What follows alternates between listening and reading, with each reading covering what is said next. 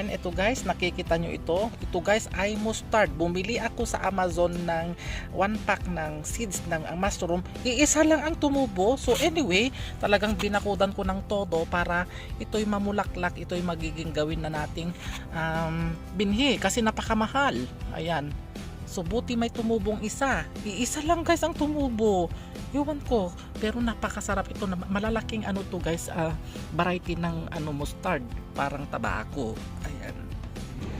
Hello guys, good evening today guys. It's my day off. So ayan, ipapasyal ko kayo sa aking mini garden. Ayan guys, nandito tayo ngayon sa aking harapan para i-share ko sa inyo ang aking 21J Bougainvillea. Ayan, ang ganda ng bulaklak guys, ang dami. Ayan, palabas sila. Dalawa ito, yan, at saka dito sa kabila.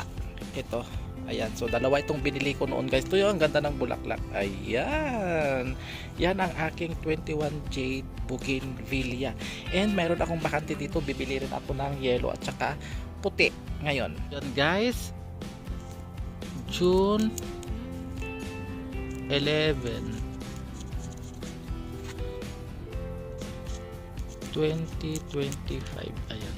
Yan ang ano guys, tatak niya, June 11, 2025 para alam natin kung ilang days siya bago umugat. Ayan. So napakaganda itong ano guys, ito bulaklak. I-share ko sa inyo kung mamulaklak siya. Ayan.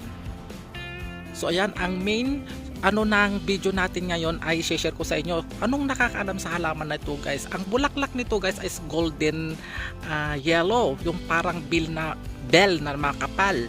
At ngayon, minarkot ko siya kasi gusto kong ipaso kasi ang kapal ng bulaklak nito guys, yellow. Ayan, so sino nakakaalam tong bulaklak nito guys? Pero namulaklak na noon to guys, yellow, golden yellow na maraming parang bell. Ngayon, minarkot ko. So lalagyan natin siya guys ng marker. So ngayon is June 11. So lalagyan natin guys, susulatan natin para alam natin kung anong date ang pinangmarkot natin. So now guys, i-share ko rin sa inyo itong mint ko. Ayan, namumulaklak na siya guys. Ganyan pala ang bulaklak ng mint. May buto siyang maliliit. Ayan, so ayan, naparami ko na siya guys. Oh, isang ganito lang noon to cut ang ito. Ngayon naparami ko na hanggang dyan. Nag-ano na sila. So hindi na ako bibili ng mint. So napakaganda guys ng may sariling tanim. Ayan. And buhay na rin guys yung aking lemongrass. Ayan. Yan, oh. Yan ang aking lemongrass, 'di ba? Buhay na buhay. Ayan. So, ayan. Yan guys ang aking garden. So, yun lang ang i-share ko sa inyo. Ito naman siya guys, yung aking pomegranate. Malaki na siya, ayan.